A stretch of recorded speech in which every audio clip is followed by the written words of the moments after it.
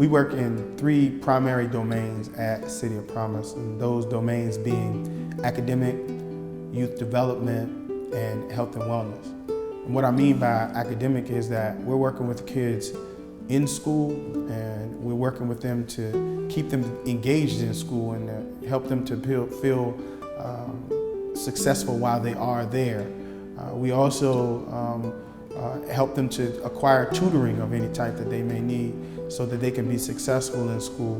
We're working daily on the parent-school connection and making sure that parents can connect with the school in a positive way so that their children can be successful in school.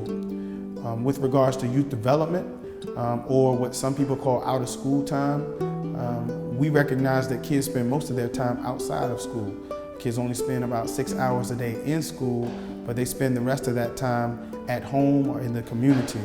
And not to mention when they're on breaks like winter break or spring break or summer break.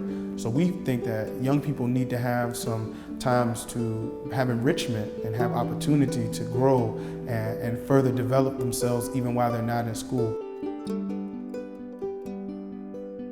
We also have a drop-in program in the community. We call it STEAM. It's called Science, Technology, Engineering, Arts, and Math. And we have a lab with computers where kids can come and get homework help, and they can work on technology projects. So we're just trying to make sure that these kids have positive things to do in the community when they're outside of school, because if they don't, then we know that the students will gravitate to things that won't necessarily be best for them. The garden is a part of that health and wellness domain. I myself was a garden skeptic for a long time, but I have come to understand how the garden is very much so an integral part of building community. The garden itself was built and constructed by neighbors in the community. One of our neighbors, Mr. Ali, he took the kids out and they built the raised bed gardens, and they built the beds for the plants and everything, and he worked with them and showed them the carpentry skills. So it was also some skill development for the young people. The decisions that we make about implementation or action with regards to programming is done with the best research practice in mind. And the University of Virginia has been instrumental in helping us to do that. They have helped us with our longitudinal data system. They have helped us with our planning grant, with our segmentation analysis, and our community survey. That wouldn't have been able to happen without the relationship that we have with the university.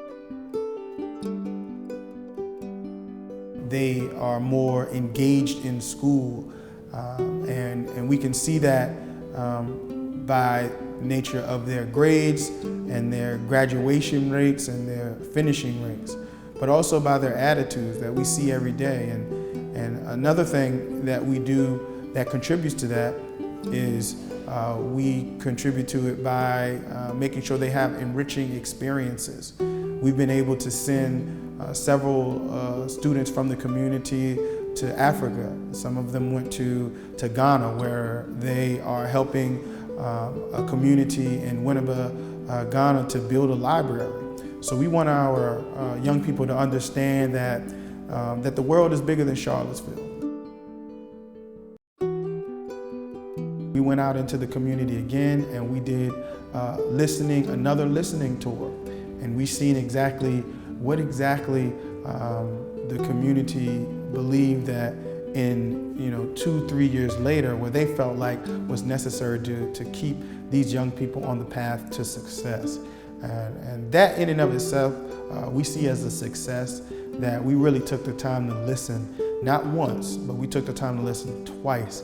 And that informs our practice and our action. And we hope that really becomes the model for all programs in the region, and those people who support our work understand that we're really taking the time to listen to the community.